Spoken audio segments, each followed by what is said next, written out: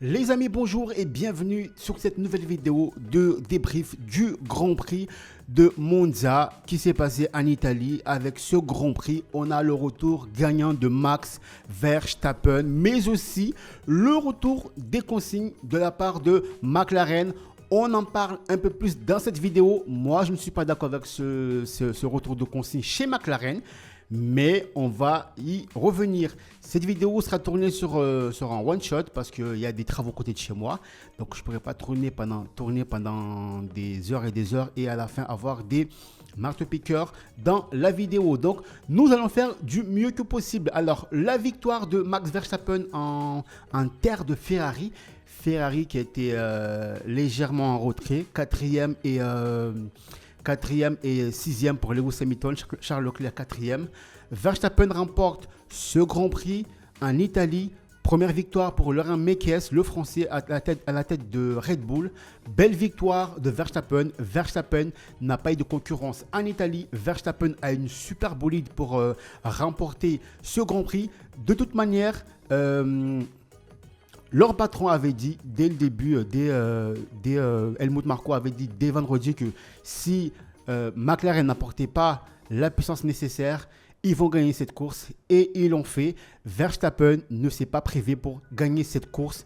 C'est un immense champion. On l'a vu, on l'a revu avec 19 secondes d'avance sur les McLaren. Il a tout simplement éteint la concurrence. Il n'y a pas eu de concurrence pour Verstappen au Grand Prix de Monza. C'est un retour-gain pour Verstappen, malgré le fait que sa voiture n'est pas aussi bonne lors des précédentes courses. On a vu que Verstappen est toujours là pour gagner les courses qu'il peut gagner. Derrière, nous avons eu les consignes de la part de McLaren. J'ai l'impression que sur ce coup-là, McLaren s'est un petit peu foiré sur les consignes parce que lorsque Norris s'est arrêté, il a fait, il me semble, 5 secondes contre 1 seconde 9 d'arrêt pour Piastri. Et une question d'équité d'après Andrea Stella, il fallait remettre Norris qui était deuxième au moment de l'arrêt. Et fallait mettre Norris à sa place parce que, à ce qui paraît, c'est une question d'équité, sauf que non. Lorsque les mécaniciens dans les stands se trompent, ont un problème avec le pistolet, c'est pas la faute de Piastri. Et sur ce coup-là, je suis pas d'accord avec McLaren. Mais bon, qui suis-je pour donner mon avis? Juste quelqu'un qui est passionné de la Formule 1. Mais il me semble que ce genre de choses ne peut pas arriver dans une grande équipe comme McLaren. Ils seront champions du monde constructeur dès le Grand Prix d'Azerbaïdjan, il me semble. Mais ce genre de move, alors qu'il y a deux pilotes qui se battent pour le championnat pilote, ça ne se fait pas. Et on le verra à la fin de la saison. Est-ce qu'ils ont eu raison de faire ce move-là alors que Piastri n'était pas d'accord? Bien sûr, on peut revenir sur l'année dernière où Lando Norris laisse la place à Piastri pour le Grand Prix d'Hongrie en 2024 et que Piastri remporte sa première victoire au Grand Prix d'Hongrie. Certes, c'était beau, mais pour moi, aujourd'hui, ce n'était pas une question de victoire, c'était une question d'une deuxième place pour Oscar Piastri. Même s'il n'avait pas la vitesse avec lui aujourd'hui, il était un peu en retrait. Lando Norris était beaucoup plus fort que Piastri, mais je pense qu'il se passe au garage, ce qui se passe à l'arrêt au stand ne concerne pas la piste. Donc le fait que McLaren demande à Piastri de laisser passer Norris parce que au stand, il y a eu ce problème avec le pit stop. Pour moi, ça ne se fait pas. Et j'espère que cette consigne ne va pas dégrader la relation. Bon, on a vu sur les écrans qu'ils avaient l'air un peu heureux, mais on ne sait pas ce qui se passe derrière. Donc, je ne sais pas si McLaren a bien fait ou pas, mais à mon avis, je pense que Piastri aurait dû garder sa deuxième place. Les consignes sont les consignes pour l'équipe, certes, j'avoue, mais pour une question de championnat du monde à la fin de la saison, je pense qu'ils auraient dû laisser Piastri à la deuxième place. Charles Leclerc qui termine au pied du podium, pardon.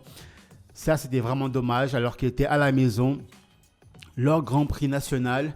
Le fait que Charles Leclerc termine quatrième, Pour moi, c'est un sentiment que Ferrari doit encore bosser, beaucoup bosser, parce qu'il devait avoir des bons résultats en Italie, à Monza, le circuit mythique Monza, mais malheureusement, il n'a pas pu faire mieux qu'une 4e place.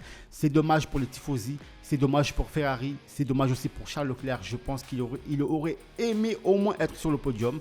Mais bon, nous avons 2 McLaren devant qui ont fait le travail. Et bien sûr, Max Verstappen, intouchable. George Russell, Mercedes, qui sauve un peu les meubles. 5e, George Russell qui s'accroche malgré le fait que la voiture a un peu du mal, mais Russell a fait une très bonne course et j'espère pour lui qu'il pourra encore remonter sur le podium cette saison. Alors, Lewis Hamilton, 6e. Lewis Hamilton qui espérait être en rouge à Monza, mais qui finit en bleu à cause des sponsors. C'est bien dommage, Lewis Hamilton. J'espère pour lui que il fera mieux la prochaine fois parce que d'après ses dires, il est toujours en train d'apprendre à la voiture alors qu'on a déjà fait une quinzaine de courses. C'est tellement difficile pour Lewis Hamilton que je ne sais même plus quoi dire. Au bout de 15-16 tours, il est encore en train d'apprendre la voiture. Et là, on voit les conséquences des années et des années des Mercedes. Quand tu es dans une voiture qui gagne, une voiture que tu connais depuis 10 ans, 12 ans plutôt. Depuis 12 ans, tu connais la voiture et aujourd'hui, tu changes d'écurie pour aller chez Ferrari pour espérer gagner. Et qu'arrivé là-bas, je trouve que la voiture est beaucoup plus difficile à conduire qu'une Mercedes. Tu passes une saison, parce que c'est ce qui va se passer. Il passe une saison à apprendre la voiture. Je pense que ce sera mieux pour lui l'année prochaine. On espère, parce que cette voiture de 2025 a été conçue, on ne va pas se mentir, pour Charles Leclerc. Je pense pour lui que la voiture de 2026 va être meilleure que cette année et je pense qu'il pourra enfin tirer ses cartes. C'est tout le bien que je le souhaite en tant que fan de Lewis Hamilton. Bien sûr, aujourd'hui, je suis aussi fan de Team Hadjar, Team Piastri, mais aussi Team Hamilton. Donc j'espère pour lui qu'au Grand Prix de Bakou, il pourra avoir des meilleurs résultats. La bonne opération pour Alexander Albon, 7e avec sa Williams. Franchement, Albon a fait une très bonne course. Bravo à lui. Et aussi un pilote qui sort un peu du lot. J'avais pas spécialement misé sur ce pilote-là, mais de Grand Prix en Grand Prix, on a un Gabriel Bortoleto très très solide et je pense que si il a une meilleure machine dans les années à venir, il va faire très très mal. C'est un pilote à surveiller. Le pilote Sauber, Gabriel Bortoleto va avoir une belle carrière s'il a une belle machine entre ses mains. Je mets une mise sur lui pour les années à venir. Kimi Antonelli, Grand Prix à domicile, qui n'a pas fait mieux qu'une 9e place. C'est vraiment dommage pour Kimi Antonelli, certes dans les points, mais je pense que Kimi Antonelli mérite une place un peu plus haut. C'était un peu compliqué ces dernières courses, avec des abandons par-ci par-là. Et il a réussi à amener la voiture jusqu'au drapeau à damier, à la 9e place, pardon. Du coup, Kimi Antonelli, je trouve ça vraiment dommage que en ce moment, c'est tellement difficile pour lui. Et j'espère que l'année prochaine, ça sera mieux parce que là, à l'heure actuelle, il a une pression immense. Et je trouve que cette pression le pénalise un petit peu. Je m'explique. Quand tu arrives en Formule 1 étant très jeune, le plus jeune du paddock, tu as forcément quelque chose à prouver. D'autant plus que tu es chez Mercedes, une grande équipe comme Mercedes.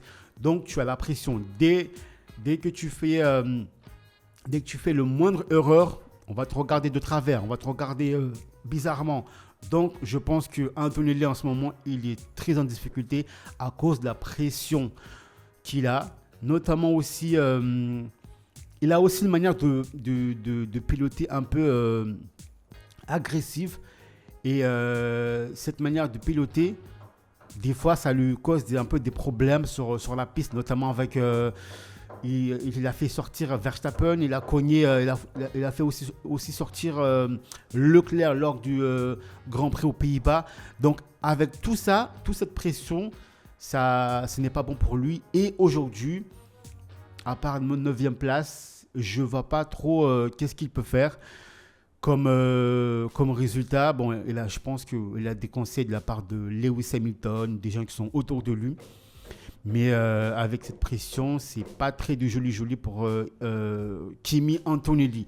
Isaac Hadjar termine 10e après être parti dernier. 1 point de gagné, c'est déjà ça. Bravo à Isaac Hadjar. Il a fait le nécessaire pour remonter jusqu'à la 10e place. On est loin de la 3e place des Pays-Bas. Mais c'est déjà ça. C'est déjà un bon début, je trouve. Hein. C'est déjà un bon début pour Isaac Hadjar. Et le fait d'avoir pu remonter tout ce monde-là et arriver à la 10e place prouve encore une fois que c'est un grand pilote. Comme il avait dit, il n'est pas là pour faire de la figuration, il est là pour prendre des risques. Donc, bravo Isaac Hadjar pour le point de la 10e place. Alors, maintenant, on va parler de Tsunoda. Tsunoda qui est 13e. Alors là, j'ai été un peu choqué par ses propos. Le fait que lui et Lawson se sont touchés, c'est la faute de Lawson, d'après ses dires. Alors, monsieur Tsunoda, on a regardé les vidéos. C'est vous qui avez tassé Lawson. Et lorsqu'il dit, il a dit ces propos-là, j'étais un peu choqué parce que lui, il devrait reconnaître ses torts. Parce que malheureusement, il a peut-être cru qu'il était tout seul sur la piste, alors que pas du tout. Il y avait bien Lawson derrière lui qui terminait à 14e. C'est vraiment dommage que Tsunoda, déjà de 1, n'arrive pas à avoir des meilleurs résultats, alors que son coéquipier gagne des courses. Son coéquipier est devant. Maintenant, Tsunoda, est-ce qu'il a ses chances pour l'année prochaine? Je ne pense pas. Je pense que pour l'année prochaine, il y aura Isaac Hadjar qui viendra le remplacer. Ça, il n'y a pas de souci. Mais les propos de Tsunoda m'ont un peu choqué parce qu'il n'a pas reconnu sa faute à lui tout seul. Alors maintenant, Ocon qui termine 15e. 15e, c'est à un tour en plus. Pierre Gasly juste derrière, 16e. C'était un peu compliqué pour les Français aujourd'hui, à part pour Isaac Hadjar. Ocon 15e, Pierre Gasly 16e. Un Grand Prix qu'il faut vite oublier. Un Grand Prix qui a fait que les Français n'ont pas pu avoir des points, à part Isaac Hadjar bien sûr. Mais c'est un Grand Prix à vite oublié. Alors, j'ai l'impression que Pierre Gasly, surtout Pierre Gasly, il a des difficultés avec sa voiture, mais il arrive quand même à en tirer quelques avantages. Des fois, on a un Pierre Gasly qui est dans le top 10, mais des fois, il est vraiment dans le top 15, voire même au-delà. Et il a re-signé avec Alpine. Et c'est une très bonne chose parce que l'année prochaine, Alpine sera motorisé par Mercedes. Et j'espère que Alpine aura la puissance nécessaire pour avoir des bons résultats, notamment Pierre Gasly. J'espère pour le voir sur le podium. Après, j'y crois.